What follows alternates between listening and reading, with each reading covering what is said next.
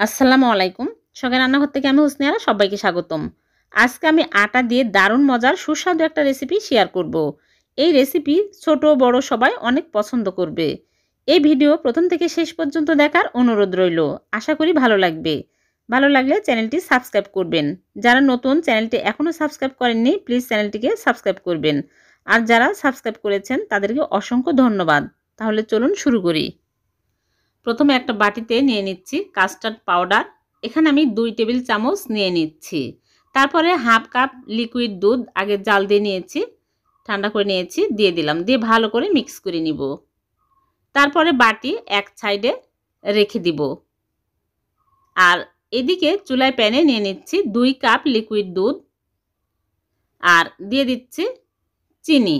এখানে আমি 1/4 কাপ চিনি নিয়েছি। কম বেশি আপনারা চাইলে অ্যাড করে দিতে পারেন। এখন ভালো করে বলক তুলে নেব। বলক উঠে আসছে। এখন যে কাস্টার্ডের মিশ্রণ ওই মিশ্রণগুলো দিয়ে দিচ্ছি। দিয়ে চুলার আঁচ মিডিয়াম টু লোয়ে রেখে অনবরত নেড়েচেড়ে নিতে হবে। আর এখানে আমি চকলেট নিয়েছি, ডেরি মিল্ক চকলেট। আপনারা চাইলে এখানে ডার্ক চকলেটও নিতে পারেন। আর কোনো চকলেটই যদি হাতের কাছে না থাকে কোকো পাউডারও দিতে পারেন। এখন ভালো করে নেড়েচেড়ে মিক্স করে নেব। দেখুন ঘন হয়ে আসছে। যখন এইরকম ঘন হবে তখনই নামিয়ে নিতে হবে। ঠান্ডা হওয়ার পরে আরও শক্ত হয়ে যাবে। এখন একটা বাটিতে ঢেলে ঢেকে এক সাইডে রেখে দিব। আর এদিকে একটা মিক্সিং বোলে নিয়ে নিচ্ছি আটা 1.5 কাপ আর দিয়ে দিচ্ছি স্বাদ মতো লবণ আর 2 চামচ চিনি। আর এখানে হাইকো কোম্পানির ইস্ট নিয়েছি। এই ইস্ট সব জায়গায় পাওয়া যায়, খুবই ভালো এই ইস্ট। আমি 1.5 চামচ নিয়ে নিচ্ছি। 1.5 কাপের জন্য 1.5 চামচই দিতে হবে। নর্মাল ফ্রিজে রেখে দিলে অনেক দিন পর্যন্ত এই ইস্ট ভালো থাকবে। এখন ভালো করে মিক্স করে নিব। তারপরে একটা ডিম ভেঙে দিচ্ছি। ভালো করে মেখে নিব। তারপরে এখানে হালকা কুসুম লিকুইড দুধ নিয়েছি হাফ কাপ, অল্প অল্প করে দিব আর মেখে নিব। এখানে সফট একটা ডো তৈরি করে নিতে হবে।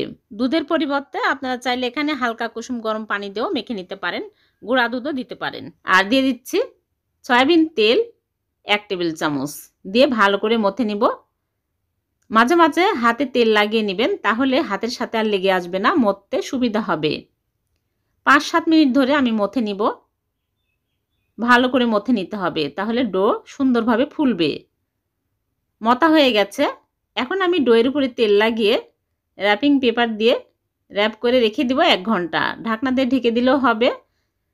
ফিরে আসলাম 1 ঘন্টা পর। দেখুন ফুলে ডাবল হয়ে গেছে। এখন হাত দিয়ে বাতাস বের করে দিচ্ছি।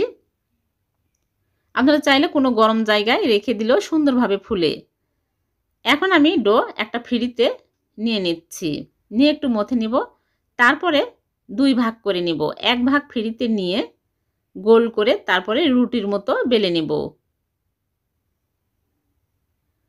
ময়দা লাগিয়ে নেবেন, তাহলে ফিরির সাথে লেগে যাবে না। এরকম করে মোটা করে বেলে নিয়েছি। এখন কাটার দিয়ে কেটে নিচ্ছি, তাহলে সবগুলো সমান হবে। সবগুলো আমি কেটে নিয়েছি। এখন র্যাপিং পেপার দিয়ে র্যাপ করে দিব 30 মিনিটের জন্যে। কাপড় দিয়ে ঢেকে দিলেও হবে। ফিরে আসলাম 30 মিনিট পর। দেখুন ফুলে গেছে। এখন আমি এগুলো ভেজে নেব। চুলায় প্যানে পরিমাণ মতো সয়াবিন তেল দিয়ে তেল হাই হিটে গরম করে নিয়েছি। এখন চুলার আঁচ মিডিয়াম টু লোয়ে রেখেছি। এখন একটা একটা করে দিয়ে দিচ্ছি, দিয়ে উল্টিয়ে পাল্টে নিতে হবে, তাহলে দেখবেন অনেক সুন্দরভাবে ফুলবে। একটু সময় নিয়ে ভাজবেন, তাহলে সুন্দর হবে, ভিতর পর্যন্ত ভালোভাবে মুসমুসে হবে আর সুন্দরভাবে ফুলবে। দেখুন অনেক সুন্দর কালার আসছে, ফুলেছেও সুন্দরভাবে। এখন আমি তুলে নিচ্ছি। সবগুলো আমি এইরকম করে ভেজে তুলে নিব। হয়ে গেছে। এখন আমি একটা নাইফ দিয়ে এরকম করে কেটে নিচ্ছি। সবগুলো আমি এরকম করে কেটে নিব। তারপরে এখানে কাস্টার্ডের মিশ্রণ একটা হ্যান্ড উইক্স দিয়ে একদম স্মুথ করে নিব। তারপরে পাইপিং ব্যাগের মধ্যে তুলে নিব। পলিথিনের মধ্যে নিলেও হবে। সবগুলো এখন আমি তুলে নিচ্ছি। তারপরে একটা একটা করে নিয়ে এরকম করে ভিতরে দিয়ে দিচ্ছি। একটু বেশি করে দিবেন, তাহলে খেতে খুবই ভালো লাগবে। সবগুলোর মধ্যে আমি এরকম করে তুলে নিব। বাচ্চা বড় সবাই অনেক মজা করে খাবে। খুবই টেস্টি একটা নাস্তা। আপনারা বাসায় বানিয়ে খেয়ে দেখবেন। খুবই ভালো লাগে। বাচ্চাদের টিফিনেও দেওয়া যাবে। বাচ্চারা অনেক পছন্দ করবে। মেহমান আসলে ঝটপট এই নাস্তা বানিয়ে দেওয়া যাবে।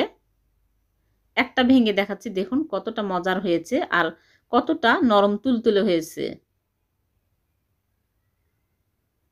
আশা করি ভালো লেগেছে। ভালো লাগলে ছোট্ট একটা লাইক দিবেন। আর এই রকম নতুন নতুন সহজ রেসিপি পাওয়ার জন্য আমার চ্যানেলটিকে সাবস্ক্রাইব করে রাখবেন। আবার দেখা হবে নতুন কোনো রেসিপিতে। সে পর্যন্ত ভালো থাকবেন। আল্লাহ হাফেজ।